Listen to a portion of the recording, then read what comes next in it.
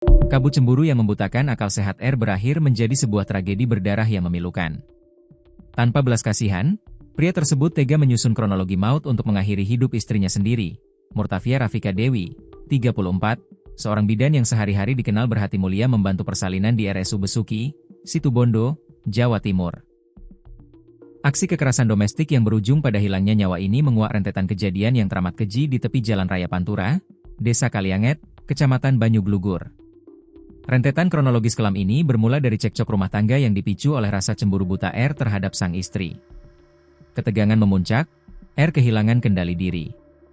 Di lokasi kejadian yang sepi, pria tersebut langsung melayangkan bogem mentah ke tubuh Murtafia.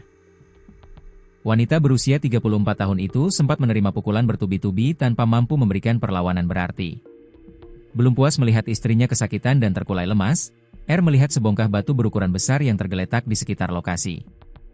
Dengan tega, R mengambil batu tersebut dan menghantamkannya tepat ke arah kepala Murtafia. Pukulan telak itu seketika memutus paksa urat nadi kehidupan sang bidan di tempat kejadian. Korban dibunuh setelah kepalanya dipukul batu yang ada di lokasi kejadian, ungkap Kasat Reskrim Polres Situbondo, AKP Selimat, saat dikonfirmasi pada Minggu, 7 Juni 2026, dilansir tribunjatim.com.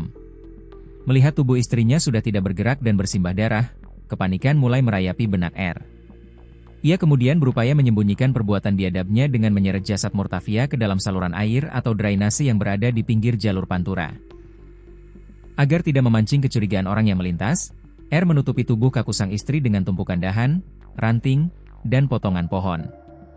Setelah itu, pelaku langsung melarikan diri meninggalkan lokasi kejadian. Misteri kematian sang bidan akhirnya tersingkap pada Sabtu, 6 Juni 2026, malam. Warga yang curiga melihat tumpukan ranting tak wajar di dalam selokan terkejut bukan main saat menemukan sesosok mayat perempuan di dalamnya. Dalam waktu singkat, kabar penemuan mayat ini menyebar luas di kalangan masyarakat Situbondo. Pelarian R tidak berlangsung lama. Setelah tim Inafis bersama Polsek dan tim Resmo Polres Situbondo melakukan olah TKP intensif dan mengamankan batu berdarah sebagai barang bukti, ruang gerak R kian menyempit. R akhirnya tiba di Mapolres Situbondo pada Minggu subuh sekitar pukul 5 WIB untuk menyerahkan diri dan langsung digiring ke ruang penyidik Satreskrim. Sekarang pelaku masih menjalani pemeriksaan intensif untuk mendalami motif cemburu tersebut, tambah AKP Selimat.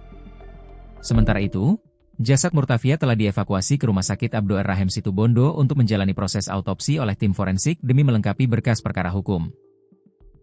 Kronologi tragis ini kini menyisakan duka mendalam bagi rekan kerja di RSU Besuki serta keluarga besar korban. Murtafia kini telah tiada, sementara suaminya harus bersiap menghabiskan sisa umurnya di balik dinginnya sel tahanan akibat api cemburu yang ia pelihara sendiri.